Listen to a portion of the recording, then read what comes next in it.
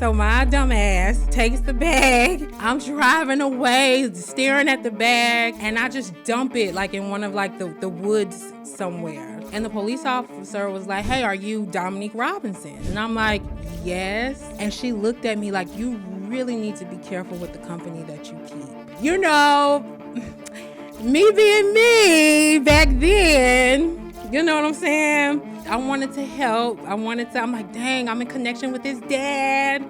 I liked him. So I helped. Not a lot, but I still put in a little bit of money also to help get him out. What if I could trick these dudes to like spite, and then they would have to play a game to reveal their personality and how fucked up they can be? You know what I mean? Like, that was my original thought behind this app. But dating is an absolute mess here, and I want to help straighten it out. Welcome to Plan for Keeps, because dating is a mess, but we keep it moving. I am here to reintroduce myself to some and introduce myself to others. I am your host, DJ Robinson. Plan for Keeps is a dating app that I built here for the Atlanta singles because, like I said before, dating is an absolute mess here, and I want to help straighten it out. Today, we're going to talk about my story and why I decided to create the app and create the podcast where I talk to singles about their dating experiences and how they can improve it. So the ones who are familiar with our podcast from the past, we're bringing in new elements to the show, okay? So we're keeping the fact that when guests come on, they have to have a funny or crazy dating story. But this time around, you have to be single because we are looking for more downloads and we are trying to change the dating landscape in Atlanta. So if you're somebody who wants to date intentionally, you're single, and you need to come on the show, okay? We're also focusing on red flags and pet peeves. So to start off, since I'm the only one on the show today, I'm going to give you one red flag and one pet peeve of mine. So my one red flag would be a guy who has a lot of busy work. Like, he has a main job and then he has a whole bunch of other things going on. Like, in the past, for me, I would try to compete with all of that. And I'm just not in a space in my life where I want to do all that. I need you to be have a good job where you're able to do other things in your life. And then so that's my red flag. And then my pet peeve, I would say, is, I'm going to say communication, which I know I sound a little hypocritical because I know I'm kind of working on my communication. But if I really like somebody, I know I'm going to take the time to communicate. I'm going to respond to your text messages, and I want the person to be consistent. And if you're not consistent, in the past, I would try to compete with that. But now where I'm at, I'm not competing with that. So those are my red flags. One red flag and one pet peeve. I'm not going to go because I have a whole list, but as I mentioned before, the elements that I'm keeping within the show is the guest got to come on and tell a funny, crazy, or lesson learned dating story. So I'm going to give you guys mine. Now, I've shared part one a couple of times on social media and then even in like a single type of podcast like this, but I never told the whole story. So today I'm going to tell you guys the whole story. So I actually got the concept for this app behind this person, but that's another long, drawn out story. So I will talk about the kind of like within the first 2 weeks I met this person. So I was swiping on another dating app, the normal swiping and stuff like that, and then we both matched.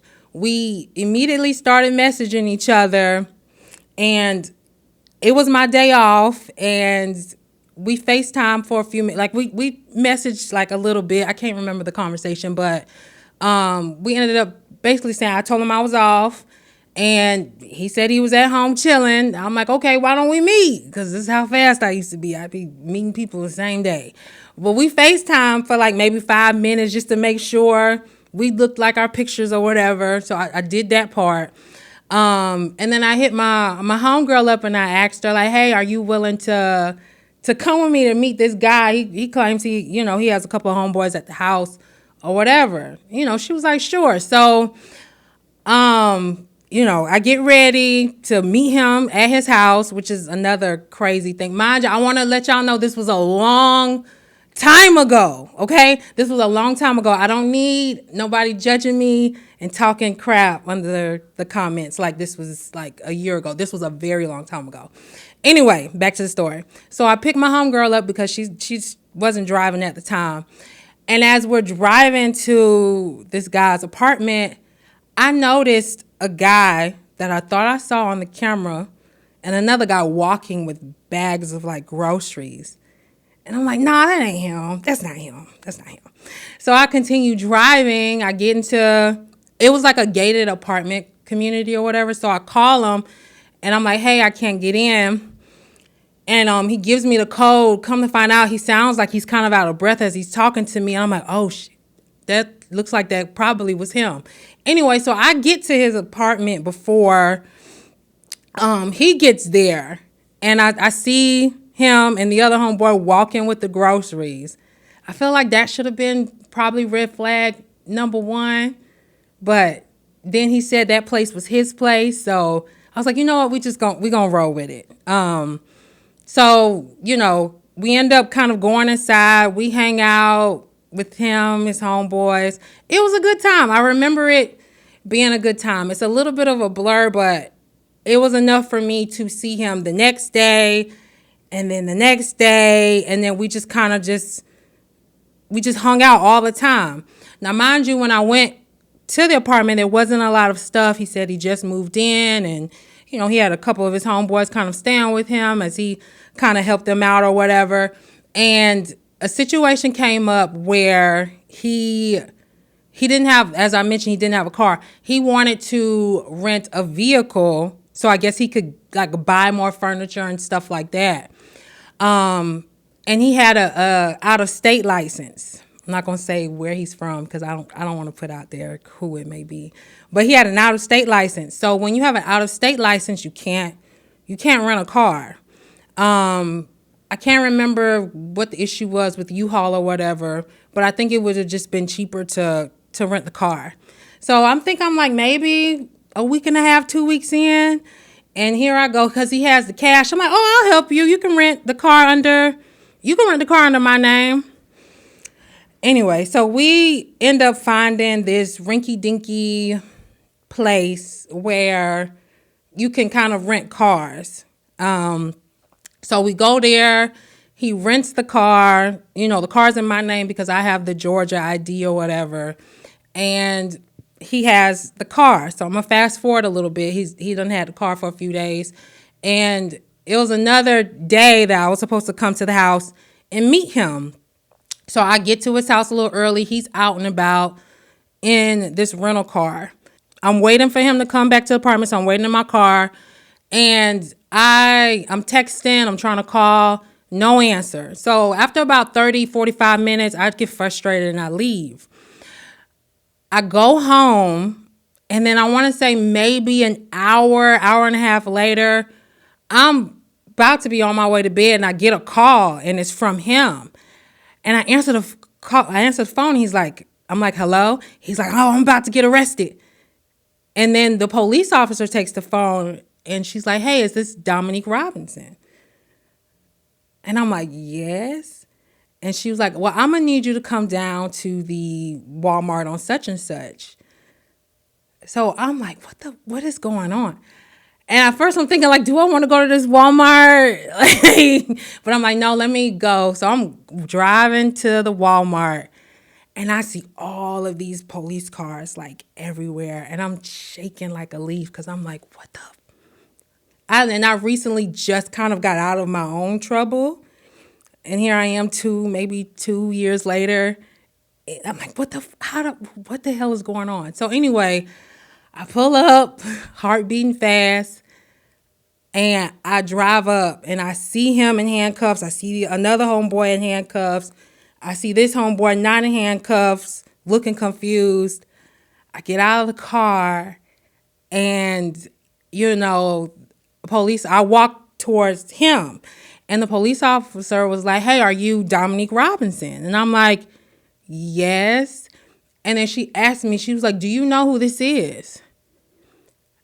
And I looked at him and I gave the names that I heard. I didn't even know his real name. I didn't even know. And she looked at me like, you really need to be careful with the company that you keep. So that was the advice this police officer kind of gave me. And then here he is trying to talk to me at the same time. I'm looking just as confused as a friend. Anyway, push come to shove. After she realizes, I don't know what's going on. I don't know this man's name. She tells me he had a whole bunch of different credit cards on him, different IDs on him. He basically was a scammer and he got caught up. And he got locked. So he got locked up. His homeboy got locked up. And the homeboy who didn't have the handcuffs did not have a ride. So they gave me back the rental car keys. And the police officer asked me, hey, can you take him home? Because he didn't know anything either. So in a daze, me and this homeboy just confused, like, what the? And then the homeboy was staying with him, so he was like, he didn't know what he was gonna do because he didn't have nowhere to go, and it was just a mess. Anyway, we get back to the guy's place that I was talking to, and the other homeboy had a key or whatever. There was another homeboy that stayed with him, but he didn't get caught. He got away just in time because he was with a girl he was talking to, or his girlfriend or whatever. He's already in the house, ransacking the house, collecting all of evidence. They're from upstate, so I don't know if police officers try to find out where the person lives and then go see what else is at the house. But this dude was cleaning house, and I'm just looking around like, what is this? And then the homeboy gives me the bag full of cards and tells me, get rid of it. And I'm like, oh, okay. So my dumb ass takes the bag. I'm driving away, staring at the bag, and I just dump it in one of the woods somewhere. And then I go home in a daze, could not sleep. What is this? And then, the next day, my sister's home from college. I end up telling her what happened that night. And she was like, don't talk to him. Don't talk to him no more. Don't try to help him, because she knows how I am. Don't try to, because I was looking him up. I was trying to see what jail he went to. I was looking it up. I was trying to figure, what is this, right? And my sister was like, let it go. I mean, if he get out of jail and he want to talk to you, cool, but don't do anything. Okay, I'm going to back up a little bit. So in my profession, I'm in TA, I'm in HR. And he was telling me he was in a place where he was looking for a job. Him and his homeboy was looking for a job, blah, blah, blah. So I give them my work email, hey, at the time I was working for Goodwill. I said, hey, send your resume here and maybe I could help you, right? Or whatever, because I was a recruiter and I had a lot of connections within the city, within the warehouses and Goodwills and things like that. So I emailed him so he would have my email. I guess he was in communication with his dad while he was in jail. I get an email from his father. Hey, my son's in trouble. He needs help. Can you call me? ... with his phone number. As I'm talking to my sister, and I show my sister this email, and she's like, Dominique, don't call that man. Don't call this man, okay? You don't know this man. You don't know him. Don't call that man dad. Don't call him, okay? But my curiosity perceived my right state of mind, okay? So I called the dad. So I called him, and I guess I'm introducing myself to dad. His dad's introducing himself to me, and he's explaining, hey, again, it's the ID. My son doesn't have a Georgia ID, so and none of his family was down there either. No one can bond him out. He had a certain bond. Nobody can bond him out, and it was a large bond. I think his bond was maybe 500, 1,000. It was a large bond. Um,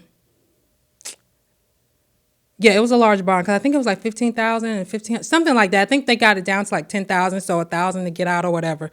And they were trying to put the money together to get them out, and they just needed somebody with a Georgia state ID to help with bonding them out. And you know, me being me back then, you know what I'm saying? I wanted to help. I'm like, dang, I'm in connection with his dad. I liked him. So I helped. And also even helped put a little bit of money in as well. I did that as well. I'm not crazy. Not a lot, but I still put in a little bit of money also to help get them out. So once got all the money together with the bonds man, met the bonds man, got him out, okay, and that started several months to years turbulent relationship. Okay, so that's my crazy dating story. I have stories within that story, but that is my crazy dating story. Part of the reason why I decided to build the dating app, I met him on a dating app, and throughout our relationship, I would try to get him to take different personality tests. One of the times when he was in school, I would help him with school, and an emotional intelligence test popped up, and I took it, and I thought the test was really intriguing, and it revealed things about me, and I tried to get him to take it. He wouldn't take it. I tried to get him to take a love language test. He wouldn't take it. And I just had this idea at first, which is very petty, but I was like, what if I could trick these dudes to like swipe, and then they would have to play a game to reveal their personality and how fucked up they can be. You know what I mean? Like, that was my original thought behind this app. But, okay, as I grew as a human being, I realized two can play the game, and I had a lot of growing to do because I honestly had no business dealing with that man. Like, God gave me a whole bunch of signs and a whole bunch of situations where I could have just jetted and went on about my business, and I did not. So I had to learn and grow as well. So I built the dating app.